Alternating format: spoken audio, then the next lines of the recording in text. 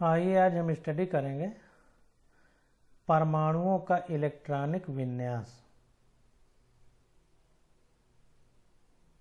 Electronic configuration of items. तो यहाँ पर देखिए, परमाणुओं का इलेक्ट्रॉनिक विन्यास में परमाणुओं के कक्षकों में इलेक्ट्रॉनों के वितरण को उनका इलेक्ट्रॉनिक विन्यास यानी इलेक्ट्रॉनिक कॉन्फ़िगरेशन कहा जाता है। तो जो हमारे कक्षक हैं sp-df, उसमें जो इलेक्ट्रॉनों का वितरण होता है परमाणु में, तो उसी को हम लोग इलेक्ट्रॉनिक विन्यास बोल देते हैं। उसी को इलेक्ट्रॉनिक विन्यास कहा जाता है।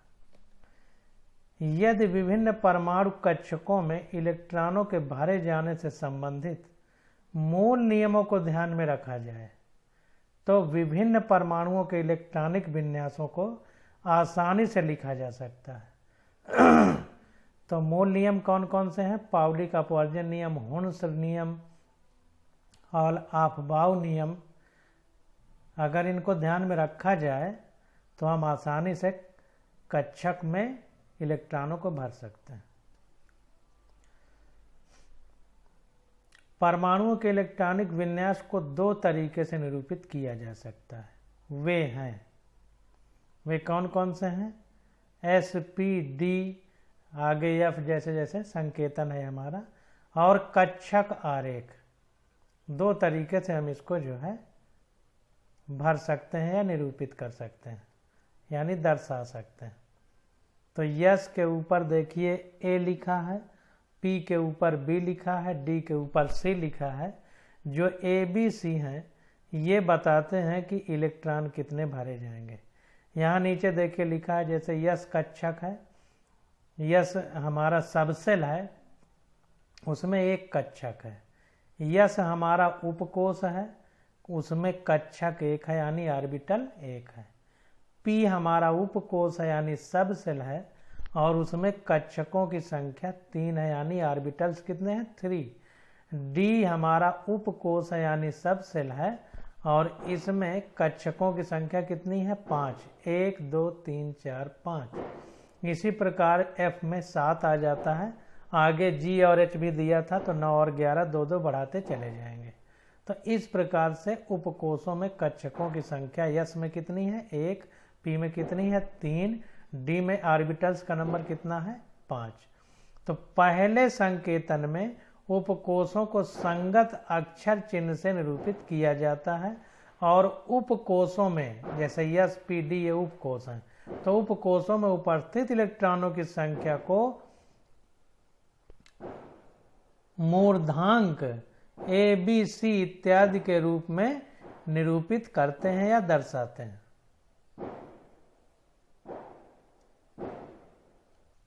अब देखिए, जो मूर्धांक लिखा था तो उसको थोड़ा सा इंग्लिश में समझ लेते हैं। कह रहा है इन द फर्स्ट नोटेशन, ये जो दिया गया है, ये संकेतन का मतलब नोटेशन कैसे नोट करेंगे। The subshell is represented by the respective letter, symbol and the number of electron present in the subshell. तो ये sp-d हमारा सबसेल यानी उपकोष है।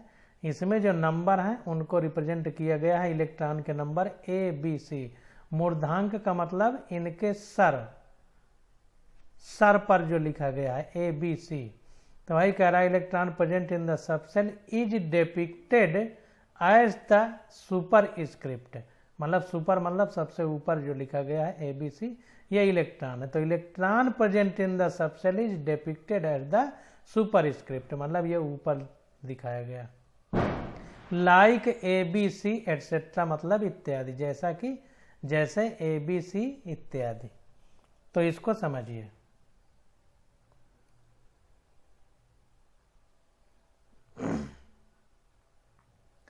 विभिन्न कोषों के लिए, कोष का मतलब सेल यानी नाभिक है, उसके चारों ओर जो इलेक्ट्रॉन चक्कर लगाता है उस पथ को कक्षा या सेल कहते हैं या कोष कहते हैं। तो विभिन्न कोषों के लिए निरूपित समान उपकोष का विभेदन उसके संगत उपकोष के सामने मुख्य क्वांटम संख्या को लिखकर किया जा सकता है या किया जाता है। तो फिर से इसको देख लेते हैं।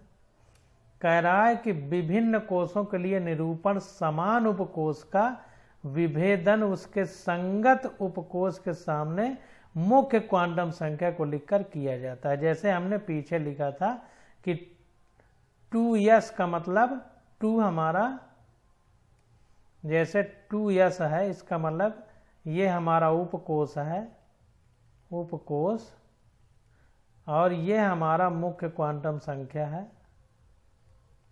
मुख्य क्वांटम संख्या। तो यह मुख्य क्वांटम संख्या ही हमारी कोष या कक्षा या सेल को बताती है, और जो SPDF लिखते हैं ये उपकोष या सब सेल को बताते हैं। तो वही कह रहा है कि विभिन्न कोषों के लिए निरूपित समान उपकोष का विभेदन उसके संगत उपकोष के सामने, ये देखिए यस के सामने, मुख्य क्वांटम संख्या को लिखकर किया जाता है। ये 2 हमारी मुख्य क्वांटम संख्या है। तो इस तरह लिख करके हम लोग करेंगे।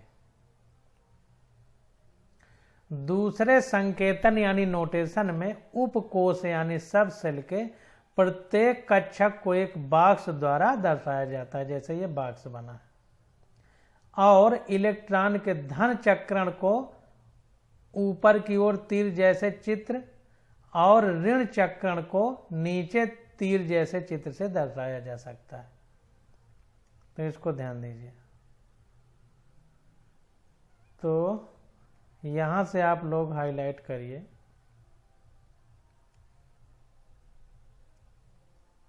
ये पूरा हो जाएगा, यहां तक हाईलाइट कर लीजिए। फिर इसके बाद जो है ये हमारा पूरा हाईलाइट हो जाएगा। अभी जब हम लोग क्वेश्चन करेंगे तो ये बहुत अच्छे से आपको समझ में आ जाएगा। तो ऊपर की ओर तीर को धन चक्रण और नीचे की ओर तीर को ऋण चक्रण माना जाता है। देखिए माना जाता है, आप नीचे वाले तीर को धन मान सकते हैं, लेकिन फिर ऊपर वाले को ऋण मानना पड़ेगा, मतलब दोनों उल्टा अपोजिट साइन वाले रहेंगे, चिन्ह वाले। पहले संकेतन की तुलना में दूसरे संकेतन का लाभ यह है कि इसमें चारों क्वांटम संख्याओं को दर्शाया जा सकता है। तो जो पहला नोटेशन है उसके अलावा ये जो दूसरी बात कर रहे हैं कि जो बॉक्स में, कक्षक के बॉक्स में इलेक्ट्रॉन का धन और ऋण चक्रण दिखाना है, तो इसका लाभ यह है कि हम चारों क्वांटम संख्याओं को इसमें दिखा सकते हैं। हाइड्रोजन परमाणु में केवल एक ही इलेक्ट्रॉन होता है जो सबसे कम ऊर्जा वाले कक्षक में जाता है, जिसे 1s कक्षक कहते हैं। एक ही है तो पहले में जाएगा, तो मुख्य क्वांटम संख्या 1 हो जाएगी, क्योंकि कक्षा ही एक है। और यस उपकोष में जाता है, तो इसीलिए 1s कक्षक कहते हैं, क्योंकि इसमें कक्षक तो एक ही होगा ना, यस में एक होता है, तो 1s कक्षक कहते हैं। अतः हाइड्रोजन परमाणु का इलेक्ट्रॉनिक विन्यास 1s1 होता है। तो हाइड्रोजन परमाणु का इलेक्ट्रॉनिक विन्यास 1s1 होगा, क्योंकि उसमें एक ही इलेक्ट्रॉन है, तो वो यस उपकोष में भर जाएगा। इसका अर्थ यह है कि इसके 1s कक्षक में एक इलेक्ट्रॉन होता है, एक डाला गया, इसका मतलब इसके 1s कक्षक में एक ही इलेक्ट्रॉन होता है। हीलियम He का दूसरा इलेक्ट्रॉन भी 1s कक्षक में जा सकता है। अब देखिए जो कक्षक बार बार कह रहा है, वैसे यस हमारा उपकोष है और इसमें एक कक्षक है, एक। P में 3 ऐसे खींचे गए थे तो 3 है, और D में 5 हैं, F में 7 हैं। तो इसको थोड़ा सा और आगे समझेंगे। अभी यहाँ ये कक्षक कह रहा है, यस को, P को भी कक्षक कहेगा। तो वही कह रहा है कि इसका अर्थ यह है कि इसके 1s कक्षक में एक इलेक्ट्रॉन होता है। हीलियम He का दूसरा इलेक्ट्रॉन भी 1s कक्षक में जा सकता है। क्यों? क्योंकि यस में हमारे जो है, जो यस उपकोष है, यस में एक ही कक्षक होता है, तो इसमें 2 इलेक्ट्रॉन रह सकते हैं अपोजिट स्पिन के, यानी उल्टा चक्रण के। ऊपर वाले को ये धन कह रहा है, धन चक्रण, नीचे वाले को ऋण कह रहा है, जैसा एनसीईआरटी में लिखा गया है। इसका उल्टा भी किसी किताब में लिखा जा सकता है। उसका मतलब ये है कि एक धन का रहेगा, एक ऋण का, बस इतनी मोटी मोटी बात है। अतः हीलियम का इलेक्ट्रॉनिक विन्यास 1s2 होता है, क्योंकि हीलियम के लिए 2He4 होता है, तो इसमें ये 2 इलेक्ट्रॉन है, तो इसलिए 1s2 हो जाएगा। हाइड्रोजन का 1H1 होता है, इसमें एक ही इलेक्ट्रॉन है, तो 1s1 हो जाएगा, ये जो लिखा गया है। अतः हीलियम का इलेक्ट्रॉनिक विन्यास 1s2 होता है, जैसा ऊपर बताया गया। 2 इलेक्ट्रॉन एक दूसरे से विपरीत चक्रण में होते हैं, इसे कक्षक आरेख से देखा जा सकता है। तो देखिए, अगर हम एक ही भरेंगे तो तीर ऊपर को रखेंगे, अगर 2 भरेंगे तो एक का तीर ऊपर को और दूसरे वाले का नीचे को रहेगा, इसको ध्यान देना। तो ये हमारा हाइड्रोजन हो गया, ये हमारा हीलियम हो गया। अब आगे देखते हैं।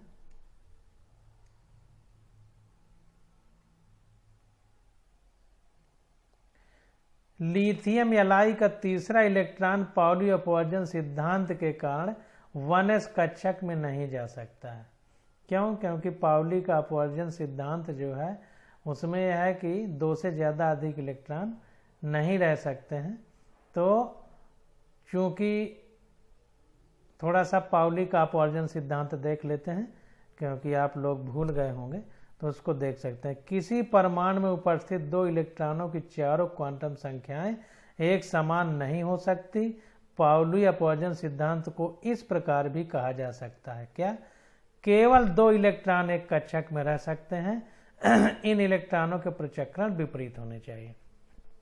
तो 2 ही रह सकते हैं, तो जाहिर सी बात है कि जब लिथियम में 3 हो गए, क्योंकि लिथियम का जो इलेक्ट्रॉनिक विन्यास है, तो ये लिथियम 3Li7 लिखा जाता है। इसका द्रव्यमान संख्या 7 है और परमाणु क्रमांक या परमाणु संख्या मास नंबर 7 है, एटॉमिक नंबर 3 है। तो 3 इलेक्ट्रॉन है इसके पास। तो पहले तो ऐसे बनाएंगे, फिर ऐसे बनाएंगे, तो 1s हो गया, ये 2s हो गया, जैसे क्रम ऊपर हम लोगों ने पढ़ा था। 1s 2s 2p 3s 3p 4s 3d 4p 5s, ऐसे हम लोग बनाते चले जाएंगे। तो देखिए 3 इलेक्ट्रॉन है, तो इसमें 3 इलेक्ट्रॉन जो है, 2 इलेक्ट्रॉन जो हमारे हैं, ये 2 इलेक्ट्रॉन पहले कक्षक में भर जाएंगे, एक अगले में भरेगा। तो इसमें 2 विपरीत चक्रण के भर दिए, एक इसमें भर गया, इस तरह भरेंगे। तो वही कह रहा है कि लिथियम का तीसरा इलेक्ट्रॉन पाउली अपवर्जन सिद्धांत के कारण 1s कक्षक में नहीं जा सकता, अतः वो अगले कक्षक 2s में जाता है, जो 2s है। इस प्रकार लिथियम का इलेक्ट्रॉनिक विन्यास 1s2 2s1 होगा। तो इसको ध्यान देना है। 2s कक्षक में एक इलेक्ट्रॉन और आ सकता है, अतः बेरिलियम परमाणु का इलेक्ट्रॉनिक विन्यास 1s2 2s2 होता है। अब देखिए लिथियम के आगे बेरिलियम हो गया। बेरिलियम का Be जो है, इसमें 4 इलेक्ट्रॉन होते हैं, और देखिए एक s में 2 इलेक्ट्रॉन आ सकते हैं, तो दूसरे में अभी 1 इलेक्ट्रॉन है, तो एक और आ सकता है। तो यहाँ पर अगर बेरिलियम का Be का लिखना हो तो हम लोग 1 इलेक्ट्रॉन और भर देंगे। तो देखिए बेरिलियम का 1s2 2s2 परमाणु विन्यास हो जाएगा। सारणी 2.6 में तत्वों के परमाणु के इलेक्ट्रॉनिक विन्यासों को देखें। अभी हम लोग देखेंगे। अगले 6 तत्वों में 2p कक्षक एक एक करके भरे जाते हैं, अतः इन तत्वों का इलेक्ट्रॉनिक विन्यास इस प्रकार होगा। तो अब देखिए, अगर बोरान है तो बोरान में 5 आ जाता है, कार्बन में 6, नाइट्रोजन में 7, ऑक्सीजन में 8, फ्लोरीन में 9, ऐसे बढ़ते हैं। तो जैसे बोरान का भरना हो तो इसमें 5 है, तो एक 1s2 में 2 भर जाएगा, 2s2 में 2 भर जाएगा, एक बचेगा तो 2p में 1 भर जाएगा। इसी प्रकार कार्बन में 6 है, तो 1s में 2 भर जाएगा, 2s में 2 भर जाएगा, 2p में 2 चले जाएंगे। इसी प्रकार नाइट्रोजन के लिए, नाइट्रोजन में हमारे 7 हो जाते हैं, तो 1s में 2 हो जाएगा, 2s में 2 हो जाएगा, 2p में 3 हो जाएगा। पी में चूंकि 5 कक्षक हैं, ये देखिए 5 हैं, तो 1 में 2 रह सकते हैं, तो 5 में पी में 3 होते हैं, गलत बता रहे हैं, पी में 3 होते हैं, जो पी है हमारा पी में 3 होते हैं, डी में 5 होते हैं, तो इसमें 3 होगा, तो 1 में 2 रह सकते हैं, तो पूरे 6 रह सकते हैं पी में, तो पी को 6 तक लिख सकते हैं। तो देखिए नाइट्रोजन के लिए पी में 3 हो गया, ऑक्सीजन में 8 होता है, तो 2 इसमें भर गए यस में, 2 पी में भर गए, 4 हमारे भर गए पी में, तो 4 4 8 पूरे हो गए। फ्लोरीन में 9 होता है, तो 1 2 इसमें भर गए यस में, 2 अगले 2s में भर गए, और 2p में 5 भर गए। इसी प्रकार नियान में 10 होते हैं, तो 1s में 2 भर गए, 2s में 2 भर गए, 2p में 6 भर गए, 6। अब देखिए 6 से ज़्यादा नहीं होता, तो अब आगे जब लिखेंगे तो डी की शुरुआत हो जाएगी। तो इस तरह से हम लोगों को समझना है कि कैसे लिखना है। अब देखिए 2p कक्षकों को भरने की प्रक्रिया नियान पर जाकर समाप्त होती है। इन तत्वों के कक्षा चित्र आगे दर्शाए गए हैं। सोडियम Na जिसका 11 होता है, नियान का 10 है, उसका 11 है, तो देखिए 1s 2s 2p 3s। अब देखिए 2p के बाद 3s आ जाता है, जो हमने क्रम ऊपर पढ़ा था उसी को याद रखना है, 1s 2s 2p 3s 3p 4s 3d 4p 5s 4d 5p 6s, ऐसे याद करना है, हमको याद है, आप लोग याद कर लीजिए। तो Na में 11 भरना है, तो Na में चूंकि 11 है तो देखिए 1s में 2 भर गए, 2s में 2, 2p में 6, 3s में 1 बचा जो वो भर गया, क्योंकि p में 6 से ज़्यादा नहीं हो सकते, तो आगे 3s आ गया। आएगा देखिए उसी क्रम से, या नहीं कि यस p है तो d आ जाएगा, क्योंकि ऊर्जा के बढ़ते क्रम में भरना है, वो क्रम पीछे हमने बता दिया है, जो एनसीईआरटी में लिखा है उसी हिसाब से भरेंगे, उसको याद कर लीजिए, नहीं हमेशा गलती करेंगे। हाँ, तो सोडियम से आर्गन तक के सभी तत्वों के परमाणुओं में इलेक्ट्रॉनिक विन्यास की पद्धति एलाई से यानी तक के तत्वों के समान होती है। अब जैसे आर्गन है तो Ar में 1s2 2s2 2p6 3s2 3p6 तक जाता है। देखिए 2p6 के बाद 8, आर्गन का 18 होता है, तो 18 होता है तो 18 भरना है, तो 1s में 2 भर गए, 2s में 2, 2p में 2 और 2p में 6, 3s2 और 3p आ जाता है, तो 3p में 6 भर देंगे तो पूरा 18 कंप्लीट हो जाएगा। तो जितने भी तत्व हैं यानी के समान ही इनमें भरा जाएगा। यानी देखिए इसमें भी 6 है लास्ट में, यानी भी 6 है।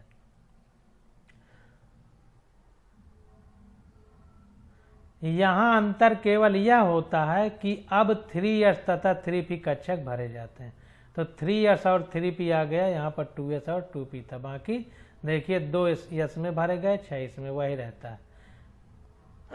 इस प्रक्रिया को सरल किया जा सकता है बशर्ते पहले 2 कोषों के कुल इलेक्ट्रॉनों को नियान यानी तत्व के नाम से निरूपित किया जाए। कहने का मतलब ये है कि जैसे हमको आर्गन का लिखना है, तो आर्गन में 18 है, नियान में 10 है, तो 10 तक न लिखें और यानी लिख दें, उसके बाद जो 8 बचे उनको बाद में लिख दें, जैसा यहाँ नीचे बता रहा है। तो तत्व के नाम से निरूपित किया जाए। सोडियम से आर्गन तक के इलेक्ट्रॉनिक विन्यास को ऐसे लिखा जा सकता है, जैसे Na है, Na का 11 होता है, तो यानी का 10 है, तो यानी लिख दें और 3s1 लिख दें, तो 11 मान लिया जाएगा। तो इस तरह से लिखा जा सकता है। इसी प्रकार से देखिए आर्गन में 18 होते हैं, तो यानी में 10 हैं, तो यानी लिख दिया, और बाकी जो 8 बचे उनको 3s2 3p6 लिख दिया, तो 2s में हो गए, 6 इसमें हो गए, तो 8 हो गए। पूर्ण रूप से भरे कोषों के इलेक्ट्रॉनों को क्रोड इलेक्ट्रॉन कहते हैं। ध्यान दीजिए, जो पूर्ण रूप से भरे कोष होंगे हमको, जैसे ये पूरे भरे हैं, p में 6 होना चाहिए तो 6 भरे हैं, s में 2 होना चाहिए तो 2 भरे हैं, तो इन पूर्ण रूप से भरे कोषों के, अब देखिए यहाँ पर उपकोष होना चाहिए कि पूर्ण रूप से भरे उपकोषों के, SPD हमारे उपकोष हैं, काफी गड़बड़ी है, इसको ध्यान दीजिए। और sp_d को कक्षक कह रहा है, जबकि ये उपकोष है। तो इनको ध्यान देना है। तो के इलेक्ट्रॉनों को क्रोड इलेक्ट्रॉन कहते हैं, और वे इलेक्ट्रॉन जो उच्चतम मुख्य क्वांटम संख्या के इलेक्ट्रॉनिक विन्यास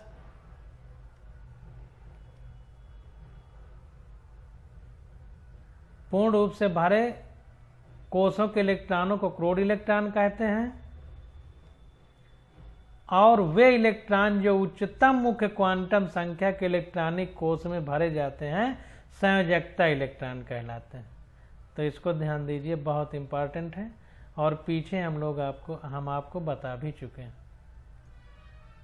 कि बाहरी कक्षा वाला जो इलेक्ट्रॉन है उसकी ऊर्जा सबसे ज्यादा है, क्योंकि नाभिक से दूर है।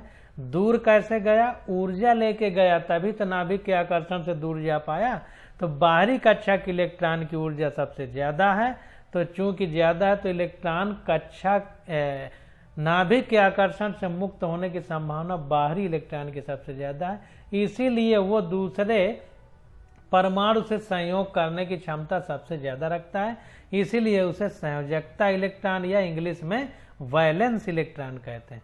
उदाहरण के लिए यानी में इलेक्ट्रॉन क्रोड इलेक्ट्रॉन है। उदाहरण के लिए यानी में इलेक्ट्रॉन क्रोड इलेक्ट्रॉन है, क्योंकि यानी में पूरा भरा हुआ है, पीछे दिया था 10 है तो 6 पूरा कंप्लीट है। और यानी में Ar तक इलेक्ट्रॉन संयोजी इलेक्ट्रॉन है, और यानी से Ar तक इलेक्ट्रॉन संयोजी इलेक्ट्रॉन है। तो यानी जो है इसमें ये वाला जैसे ये है तो सबसे बाहरी है, तो ये संयोजी इलेक्ट्रॉन होगा।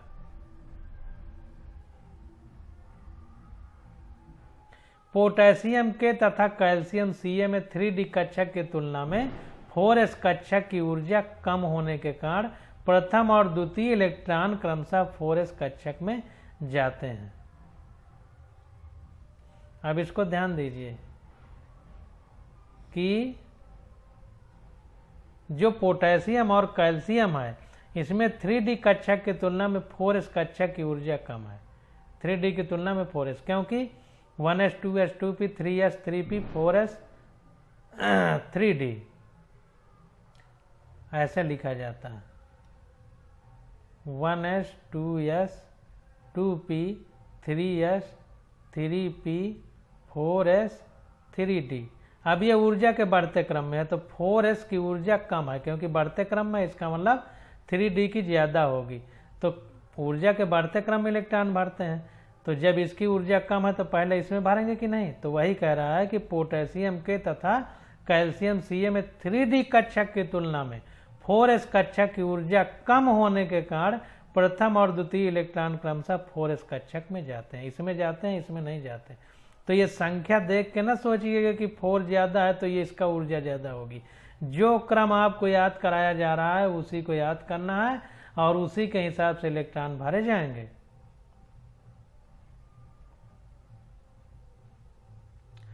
स्कैंडियम से प्रारंभ करने पर एक नया लक्षण दिखाई देता है। 3d कक्षक की ऊर्जा 4p कक्षक की तुलना में कम होने के कारण इसमें इलेक्ट्रॉन पहले भरते हैं। अब देखिए 3d कक्षक की ऊर्जा 4p कक्षक की तुलना में कम है। अब ये p है, ये d है, तो ना सोचिएगा p से d आगे है। जो क्रम है पीछे बताया गया उसी तरह भरेंगे।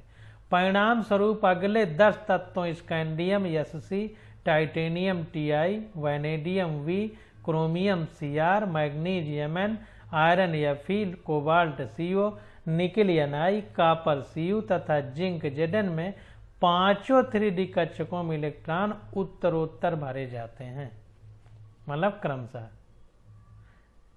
हम यह देखकर चकित हो जाते हैं कि क्रोमियम तथा कॉपर में 3d कक्षक में 4 तथा 9 इलेक्ट्रॉनों की जगह क्रमशः 5 और 10 इलेक्ट्रॉन होते हैं। इसको ध्यान दीजिए, बहुत इंपॉर्टेंट है। यही सब एक्सेप्शन यानी अपवाद हैं, जो आप ध्यान नहीं देंगे तो परीक्षा में गलती हो जाएगी। तो वही कह रहा है कि हम यह देखकर चकित हो जाते हैं कि क्रोमियम तथा कॉपर में 3d कक्षक में 4 तथा 9 इलेक्ट्रॉनों की जगह क्रमशः 5 और 10 इलेक्ट्रॉन भरे जाते हैं। ऐसा क्यों है? 3d में 4 तथा 9 इलेक्ट्रॉनों की जगह 5 और 10 भरे जाते हैं, क्यों? क्योंकि डी है तो डी में एस पी में 3, डी में 5 हैं, तो डी में 5 हैं, 1 2 3 4, तो ये 5 खाने हो गए। तो 5 और 10 क्यों भरे जाते हैं इसका कारण अभी देख लीजिए कि 4 और 9 क्यों नहीं भरे जाते, 5 और 10 क्यों भरे जाते हैं। ये देखिए 5 भर दिए तो सारे में एक इलेक्ट्रॉन हो गए। अगर मैं इसी डी में 10 इलेक्ट्रॉन भरूं तो सब में 2 2 हो जाएंगे। देखिए भरा कैसे जाता है, पहले सब में एक एक भरेंगे, गलती नहीं करना, किसी में 2 भर दो, फिर इसमें 2, फिर इसमें 2, फिर पहले एक एक भर जाएगा, फिर शुरुआत से भरेंगे अपोजिट चक्रण करके, उल्टा चक्रण करके। ये देखिए भरना है, इसी तरह आपको भी भरना है। तो 10 भर गए, ठीक ना। हमने पहले सब में एक एक भरा, फिर दूसरा भरना शुरू किया। ऐसा नहीं कि दोनों पहले में भर दिए, फिर 2 दूसरे में, फिर 2, इस तरह नहीं करना।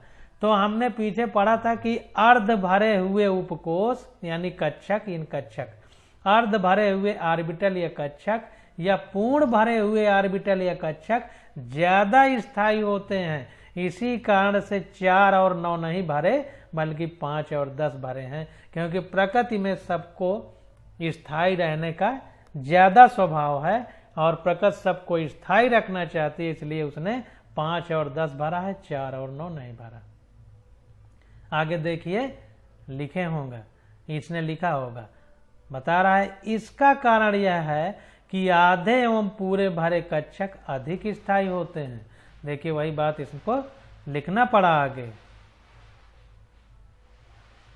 अर्थात उनकी ऊर्जा कम होती है। ऐसी बात है, जिसकी ऊर्जा कम होगी वो ज्यादा स्थायी होता है, बहुत बार पढ़ चुके हैं।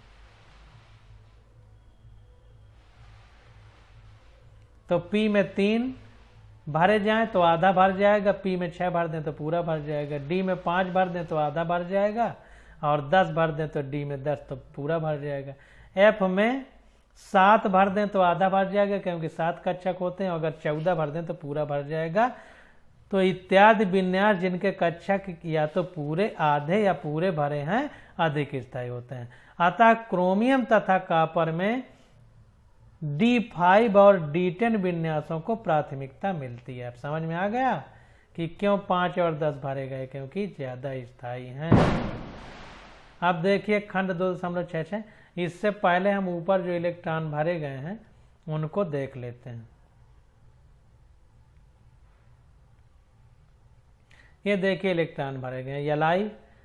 अब देखिए, अब जैसे इसमें ये अलग कक्षक है, ये अलग कक्षक है, तो 3 भरना है, तो इसका मतलब ये नहीं कि पहले इसमें एक भरें, फिर इसमें एक भरें, फिर इसमें भरें। एक के लिए वो नियम लागू होता है। जैसे इसको भरना हो तो ये सब एक ही बात है, ये दोनों अलग हो गए, देखिए बीच में गैप है, दोनों अलग है। यहाँ पूरा एक ही है, 3 उसके कक्षक हैं, उपकोष के या सबसेल के।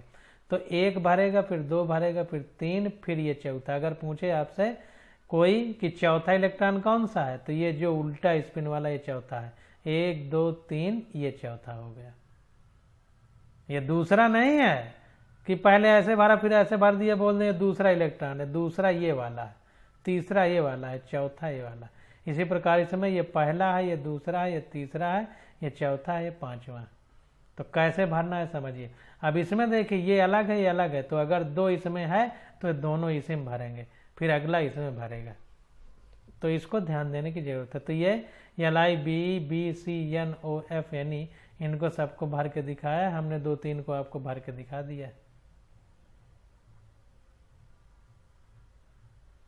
अब देखिए इसने ये भी बताया है कि खंड 2.6 ध्यान दें कि अपवाद भी मिलते हैं।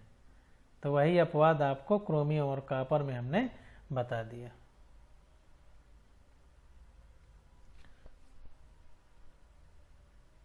अब देखिए 3D कक्षकों के भरने के बाद गैलियम यानी Ga से 4p कक्षकों का भरना शुरू होता है और क्रिप्टॉन Kr तक पूरा होता है। अगले 18 तत्वों रूबिडियम Rb से जीनान Xc तक 5s 4d तथा 5p कक्षकों के भरने की वही पद्धति होती है जो 4s 3d और 4p कक्षकों की थी। मतलब फिर से वही जो पीछे 1s 2s 2p 3s 3p 4s लिखा गया था क्रम से ऊर्जा के बढ़ते क्रम में, तो वही नियम फिर लागू हो जाता है। इसके बाद 6s कक्षकों का भरना आरंभ होता है। सीजियम, सीएस तथा बेरियम बीए में इस कक्षक में क्रमशः 1 और 2 इलेक्ट्रॉन होते हैं। उसके बाद लैंथेनम एलन से मरकरी Hg तक 4f और 5d कक्षकों में इलेक्ट्रॉन भरे जाते हैं। इसके बाद 6p 7s और अंततः 5f एवं 6d कक्षकों को भरा जाता है, जैसा क्रम पीछे लिखा गया है। यूरेनियम यू के बाद के तत्व कम स्थायी होते हैं और उन्हें कृत्रिम रूप से प्राप्त किया जा सकता। कृत्रिम रूप से मतलब हम खुद बना करके, प्राकृतिक रूप से नहीं, कृत्रिम रूप से मतलब हम खुद बनाएं, प्राकृतिक रूप से मतलब प्रकृति में पाए जाते हैं। तो वही कह रहा है कि यूरेनियम के बाद के तत्व कम स्थायी होते हैं और उन्हें कृत्रिम रूप से प्राप्त किया जाता है। सारणी 2.6 में ज्ञात तत्वों के इलेक्ट्रॉनिक विन्यास स्पेक्ट्रमी विधियों द्वारा निर्धारित दिए गए हैं। आप यह पूछ सकते हैं कि आखिर इन विन्यासों को जानने से क्या लाभ होगा। आधुनिक रसायन विज्ञान के अध्ययन में रासायनिक व्यवहार को समझने और उसकी व्याख्या करने में इलेक्ट्रॉनिक विन्यास को ही आधार माना जाता है। अब देखिए जो पीछे लिखा है इससे घबराने की जरूरत नहीं है। जब आवर्त सारणी पढ़ेंगे तो ये सब आपको बहुत आसान लगेगा। अभी लग रहा है रूबिडियम जी जीनान इनका क्या मतलब है, बाद में बहुत अच्छे से समझ में आएगा। तो वही कह रहा है कि व्याख्या करने में किसी तत्व के रासायनिक व्यवहार की व्याख्या करने में इलेक्ट्रॉनिक विन्यास बहुत महत्वपूर्ण भूमिका निभाते हैं। उदाहरण के लिए कुछ प्रश्नों जैसे दो, अब देखिए उदाहरण द्वारा समझा रहा है कि इलेक्ट्रॉनिक विन्यास का क्या महत्व है। तो कह रहा है कि उदाहरण के लिए कुछ प्रश्नों जैसे 2 या 2 से अधिक परमाणु मिलकर अणु क्यों बनाते हैं, कोई तत्व धातु अथवा अधातु क्यों होता है, He तथा Ar जैसे तत्व क्रियाशील क्यों नहीं होते हैं जबकि हाइड्रोजन जैसे तत्व क्रियाशील होते हैं। इन सब के उत्तर इलेक्ट्रॉनिक विन्यास के आधार पर दिए जा सकते हैं। तो ये जब आवर्त सारणी पढ़ेंगे तो वहां पर बहुत अच्छे से बताया जाएगा कि कैसे ये उत्तर दिए जाते हैं इलेक्ट्रॉनिक विन्यास के आधार पर। डाल्टन के परमाणु मॉडल से इनका स्पष्टीकरण नहीं किया जा सकता। तो इनको ध्यान दीजिए कि जो गुण है कोई तत्व के,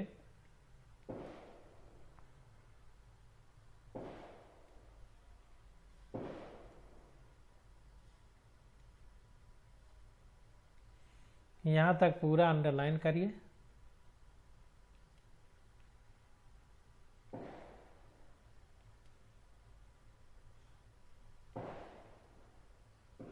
अब देखिए डाल्टन के परमाणु मॉडल से यह सब नहीं बताया जा सकता। आता है आधुनिक रसायन विज्ञान के कई पहलुओं को भली प्रकार समझने के लिए इलेक्ट्रॉनिक संरचना की पूरी जानकारी होना अति आवश्यक है। अब देखिए आगे है कि पूर्ण रूपेण पूरित एवं अर्धपूरित उपकोषों का स्थायित्व। यहाँ पर देखिए उपकोष लिखा है सही से, तो पूरे तरह से भरे या आधे भरे हुए उपकोषों का स्थायित्व यानी स्टेबिलिटी कैसे होती है जो हमने पीछे पढ़ा, उसके बारे में अब हम लोग पढ़ेंगे। तो इसकी स्टडी हम लोग आगे लेक्चर में करेंगे। आज यहीं तक।